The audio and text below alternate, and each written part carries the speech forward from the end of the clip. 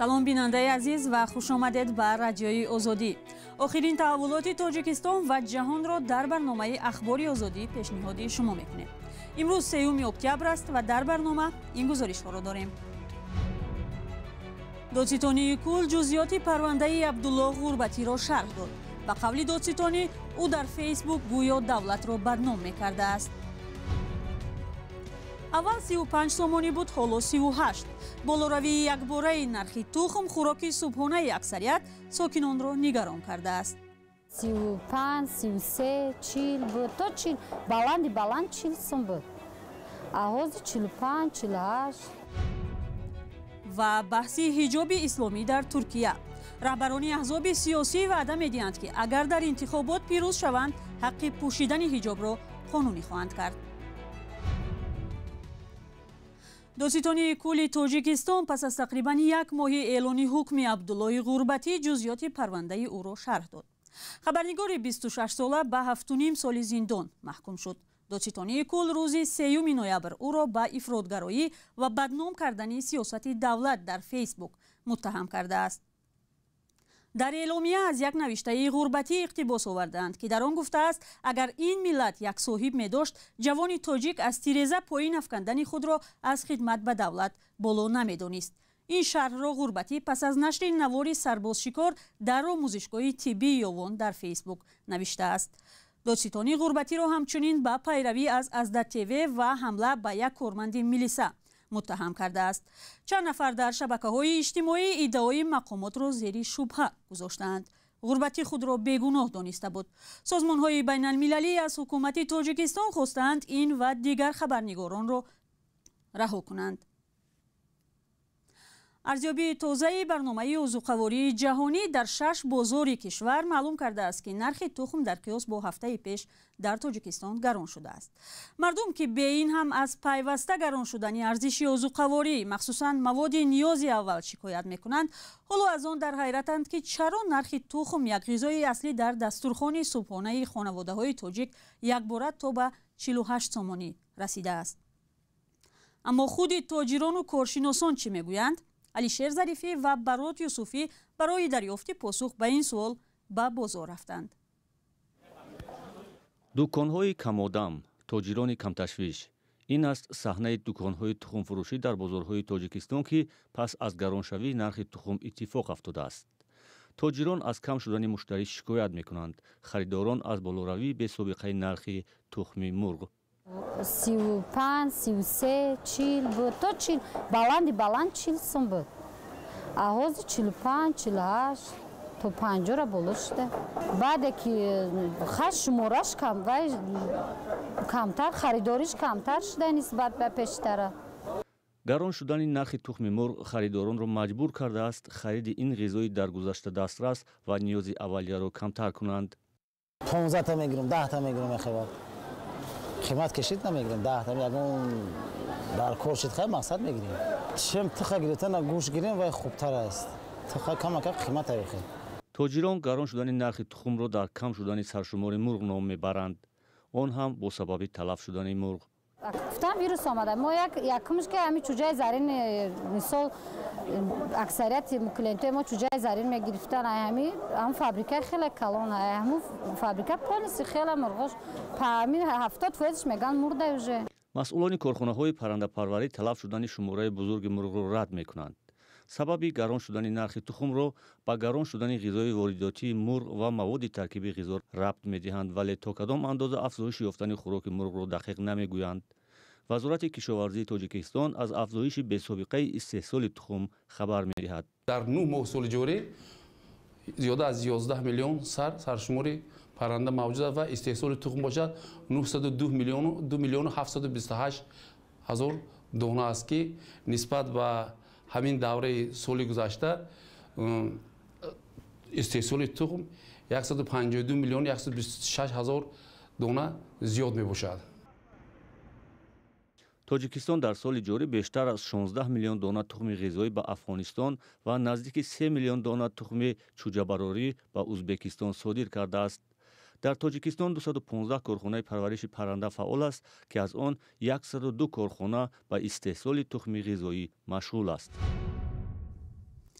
برنامه را ادامه می‌دهیم. چهره پیکره مادر در شهر کولوب که آن را امامعلی رحمان پرزیدنت تاجیکستان زمان سفرش به کولوب در ماه گذشته باز کرده بود بحث برانگیز شده است. چون انانه بسیاری ها فکر کردند که مثل دیگر شهر و نواحی در کولوب هم پیکره را شبیه مادر پرزیدنت می‌سازند. حالا معلوم شده است که این مجسمه شبیه مادر رئیس شهر است. گزارش طاهر سفر در این باره است. پیکره دست دوی مادر در کولوب در دالان‌های حکومت شهر گفتگوهای صدا می‌دهند که به زودی بازسازی خواهد شد، زیرا به رئیس جمهوری تاجیکستان امامعلی رحمان پسند نآمده است. هرچند در پیروی به مجسمه همنام در خوجند ساخته شده است، شبیه مادر پرزیدنت نیست. هنگام رونمایی پیکره در خوجند امامعلی رحمان اشک ریخته بود. در کولوب هیکل مادر را امامعلی رحمان بدون احساسی باز کرد.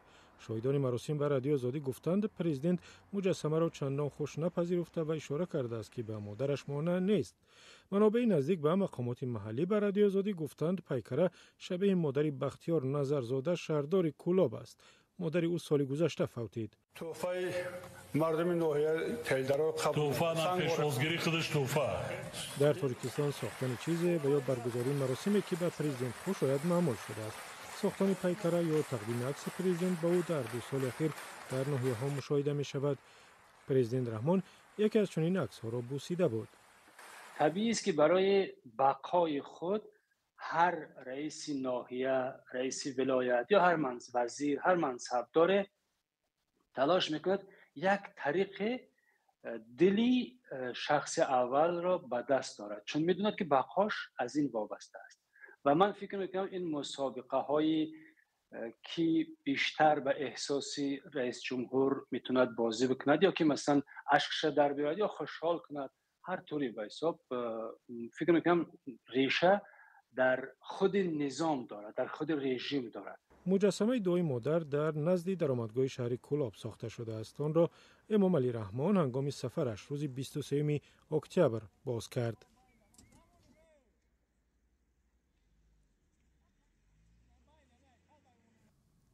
حالا می رویم به ترکیه. در ترکیه پوشیدن حجاب اسلامی دیگر باره به یک بحث سیاسی تبدیل یافته است. با نزدیکتر آمدن انتخابات که 1 سال دیگر تان مانده است، رهبران احزاب سیاسی وعده می‌دهند که در صورت پیروزی به سر و بر کردن این لباس را برای زنان قانونی خواهند کرد. مسئله که 10 سالها باز در مرکز مبارزه‌های سیاسی ترکیه قرار دارد. کیومرسیاتو گزارش می‌دهد. انتخابات پرزیدنتی ماه ایون سال آینده صورت می‌گیرد و رجب طیب اردوغان رئیس جمهوری ترکیه و کمال کلیچداروغلو رئیس حزب جمهوریت خلق حزب اصلی مخالف وعده دادند که حق پوشیدن حجاب را قانونی می‌کنند. به عقیده تحلیلگران برداشتن محدودیت حجاب پوشی در 10 سال پیش یکی از دستاوردهای اساسی اردوغان بود. Tişörtü meselesi Türkiye'de منع پوشیدن حجاب در مؤسسه‌های دولتی مانع حضور زنان در کارهای جمعیتی و تحصیل شد. در گذشته چنین بود. این زنان جبر کشیدند. بعضیشان تا حال به کار پیشینه‌شان برگشته نمی‌توانند. mesleklerine halen dönemeyenler var. از اول سال 1992 تا سالهای 2000 دانشجویانی که حجاب می‌پوشیدند به دانشگاه راه نمی‌یافتند. وکیل و دادرس و یا وکیل پارلمان شدن نمی‌توانستند. حزب جمهوریت خلق که طرفدار سخت نظام دنیوی است از طرفداران منع حجاب بود. حالا برعکسش را می‌خواهد. I believe that CHP has luggage. با باور من حزب جمهوریت خلق باری همان محدودیت‌ها و منع کردن‌ها را در دوش دارد. موضع‌گیری برعکسش یک قدم موفقیت‌آمیز برای راه یافتن به جامعه وسیع‌تر است. Embracing more of the society. طبقه میانه حال محافظه‌کار هم پیدا شد و رشد کرد. همین مردم هم به گفته تحلیلگران حالا در اندیشه تورم زیاد و مشکلات اقتصادی کشورند، نه بحث‌های قدیمی دینی. Many of the fights مبارزه‌های سیاسی که والدان جوانان داشتند مبارزه‌های آنها نیست، پروای آن را هم ندارند. مثلا برای یک دختر حجاب پوش که دانشگاه می‌خواند نگه داشتن حجاب در سرش مهم نیست. برای او مبارزه برای دانش بهتر و کاری بهتر با مزد بلند مهم است.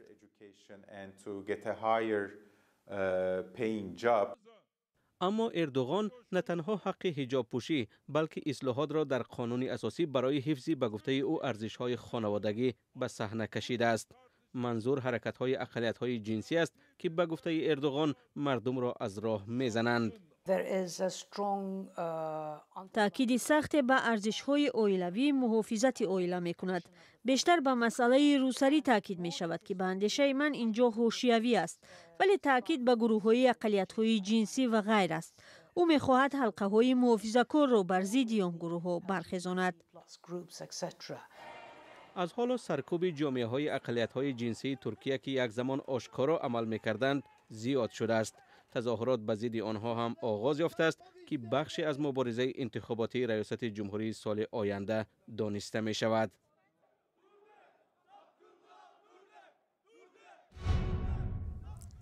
برمیگردیم به تاجیکستان. هزارها دانشجو که از دهات و ناحیه‌ها برای تحصیل به شهر کولاب میآیند از نبود خوابگاه شکایت میکنند. دانشگاه دولتی کولاب کلانترین دانشگاه این شهر 10,000 دانشجو دارد، اما تنها برای 500 نفر خوابگاه پیشنهاد کرده است. تفصیلات در گزارش محمود جان رحمتزاده. این باغ با پول دانشگاه کولاب ساخته شده است. پولی که باید برای تحصیل و تعلیم خرج میشد. باغ دانشگاه را 10 میلیون سومانی قرضدار کرد. تا چند ماه پیش مسئول نگاه بینش بود. حالا آن را به اجاره داده است، ولی فایده نمی‌بینند.